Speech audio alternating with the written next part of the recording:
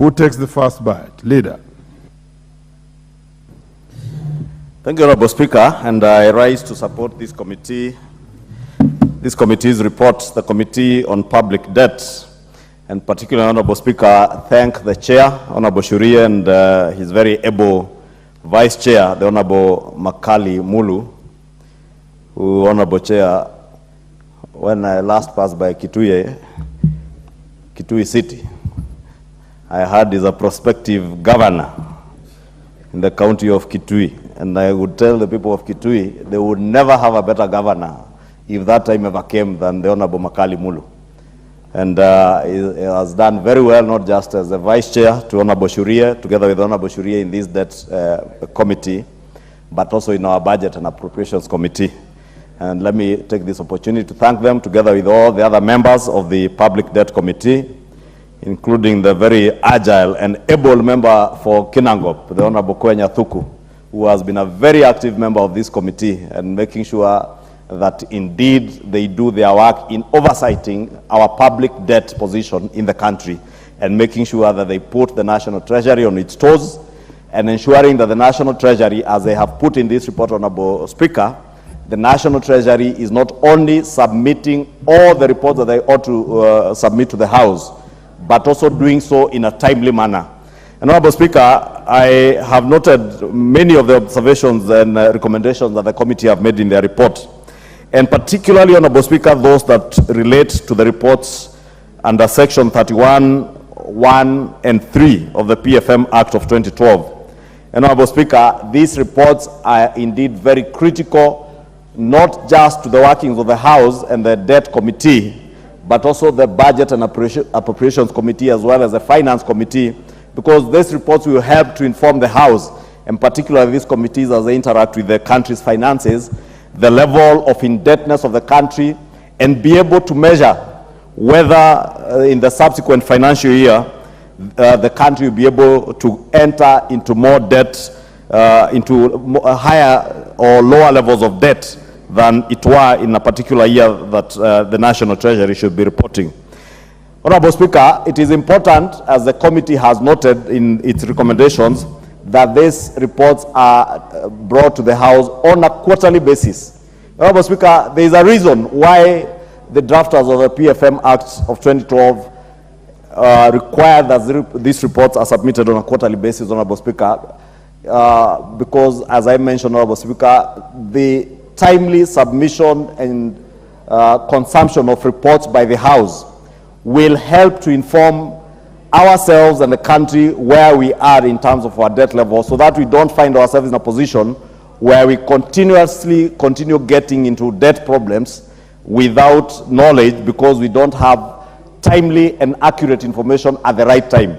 Honorable Speaker, I must re-emphasize, as the committee has emphasized in its report, that the National Treasury, upon adoption of this report, must ensure that all these reports are submitted from the first to the fourth quarter of every year, in line with the fiscal or calendar year of our financial year, from July 1st to the end of June, Honorable Speaker. Honorable Speaker, I also particularly noted a recommendation by the committee that says that upon adoption of this report, the National Treasury should prioritize the sourcing and disbursement of concessionary finance. And this concession of finance, Honorable Speaker, contains what they have noted, a grant element, implying that larger borrowing can be sourced within minimum impact on debt sustainability by reducing the refinancing and interest rate risk. Honorable Speaker, I note this particular recommendation because, as it is today, we have had a problem, Honorable Speaker.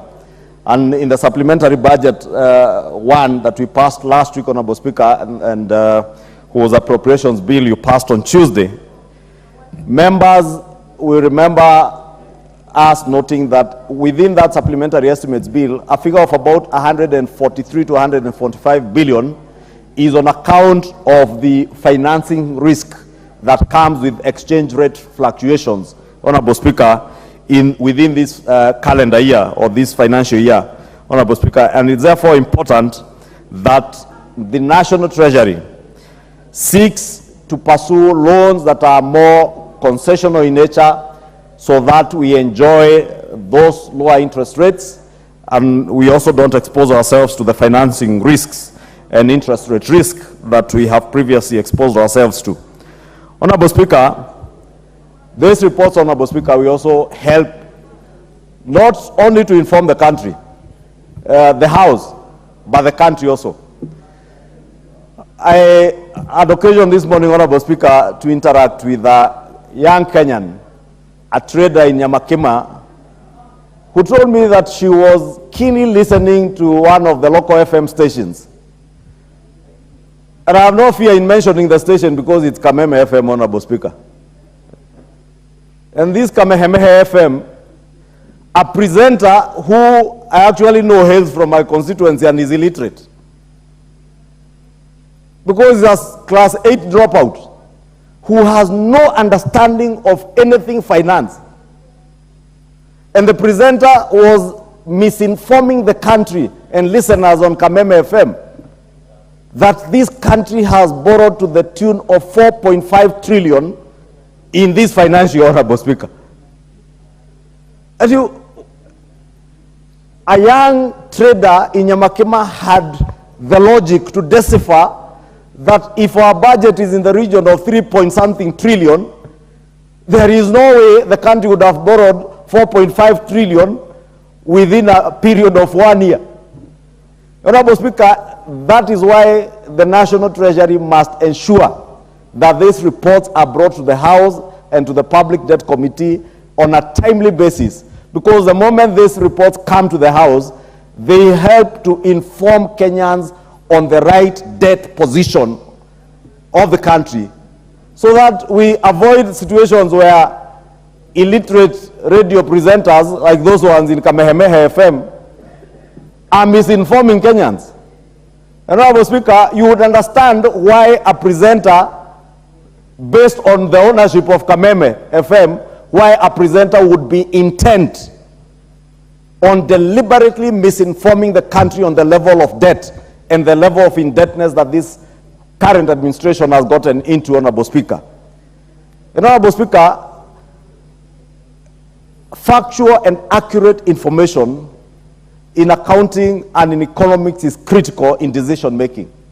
And even this House will not be able to make decisions.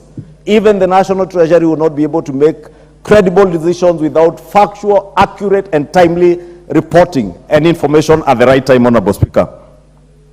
Honorable Speaker, the committee, if you look at their recommendation 8.8, also says that the National Treasury should address factors that affect timely and full disbursement of loan financing and submit a report to the National Assembly within 60 days of the adoption of this report, indicating actions taken to increase the efficient disbursement of loan financing. Honorable Speaker, let me take this opportunity again to commend the Public Debt Committee. And it tells you that the members of this Public Debt Committee, Honorable Speaker, you can see them. Unlike other committees where their reports are debated and members are not there, the chair is here, the vice chair is here, and I must commend them again for their able leadership. Honorable Speaker, yourself presiding this session, you are this debt committee. The Honorable Dawood is a member of this committee. The Honorable Kwenya Dhuku is a member of the committee. Honorable Speaker, it is good that we are debating. I saw the Honorable Makilapa, I think he has stepped out also, who is also a member of this committee. And I am saying, yes, and Honorable Abraham Kirwa. It tells you that these members of this committee have been diligent in their work, and I must commend them. Because unlike many other committees, Honorable Speaker, where reports are tabled, the chair tables the report, has no seconder. You saw the chair has moved, the vice chair was there, and at least not less than half of the membership of the committee are in the House to debate their report.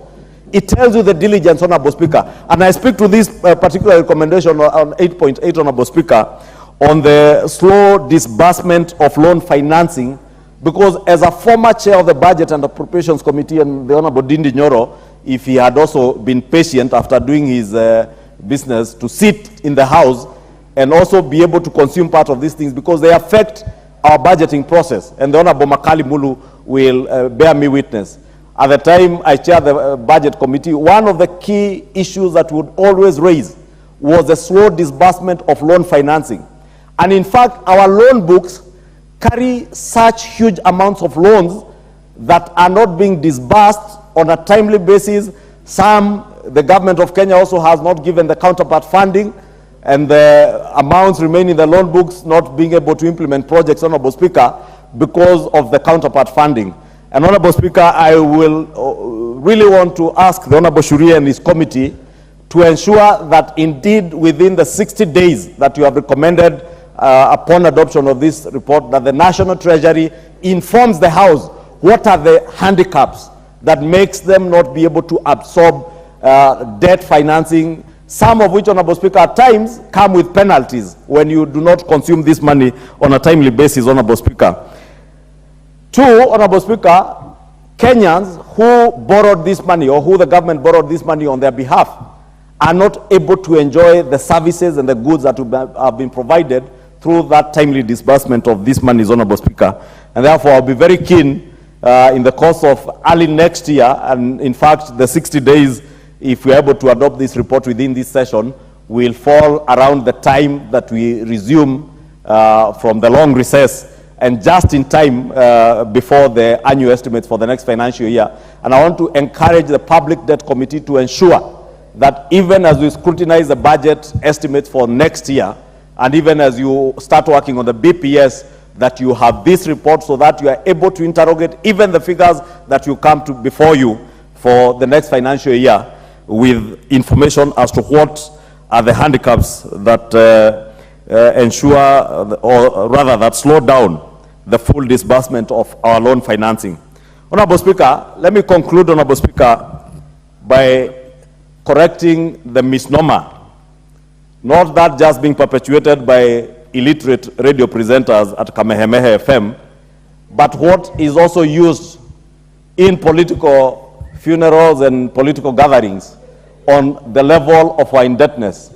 And indeed, Honorable Speaker, only this Monday or Tuesday, on Tuesday actually, on Monday, Honorable Speaker, I hear there's a point of order, and I truly hope that the person asking the point of order can indicate on what standing order they are rising.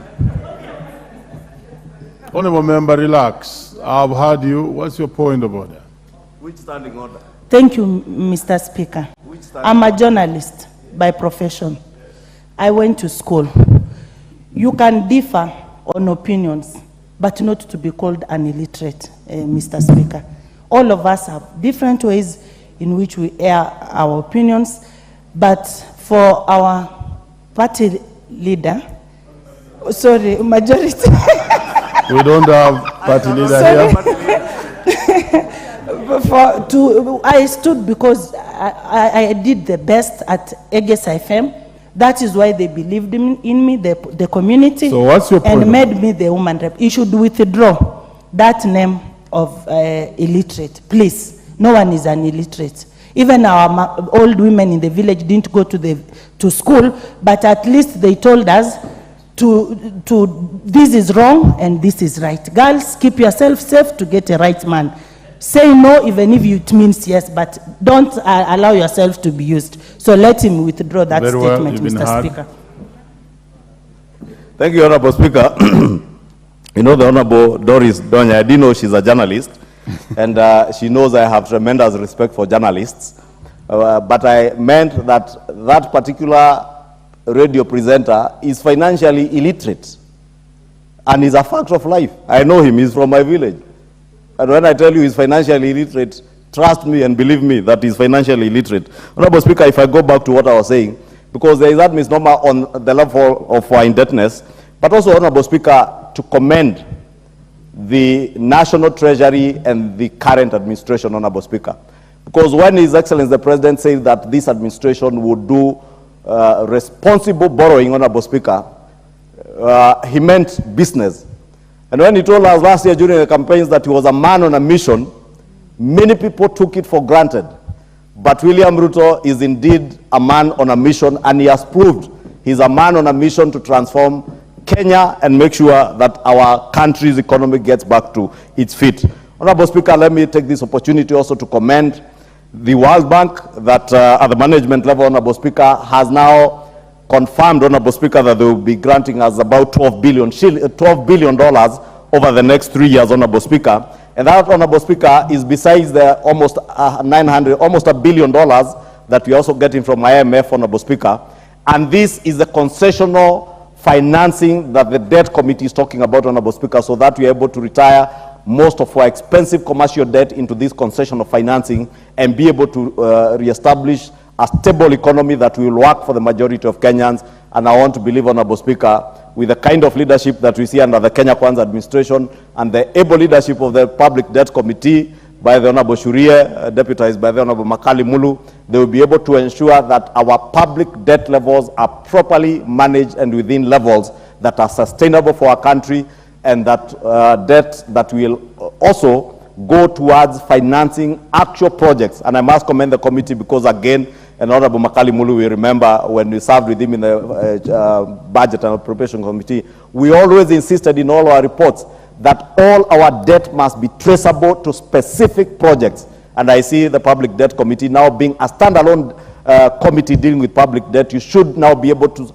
ensure that the National Treasury is able to specifically drill down each of the debts that we borrow in this country to particular projects and ensure that there are projects that have a return to the people of Kenya and projects that will be able eventually to be able to pay back the debt that we incur as a nation. Honorable Speaker, with those many remarks, I beg to support this report and ask members to support as I congratulate all the members of the Public Debt Committee. This indeed, Honorable Speaker, have proven that unlike many other committees of this House, that these are very diligent legislators who know what their work in committee is.